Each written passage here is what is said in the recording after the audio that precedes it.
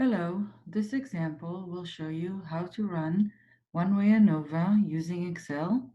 We're using the file ANOVA SF, which is posted on your course website. So open the file and then go to Data and then click Data Analysis and choose on the top of the list ANOVA Single Factor and click OK.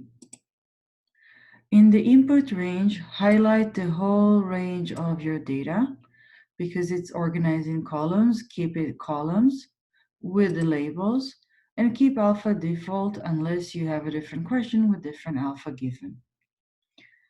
You can keep the new worksheet application and then click OK.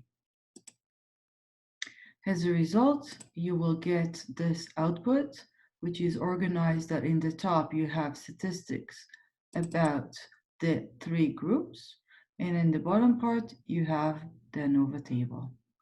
This completes the demonstration of how to create one-way ANOVA table using Excel.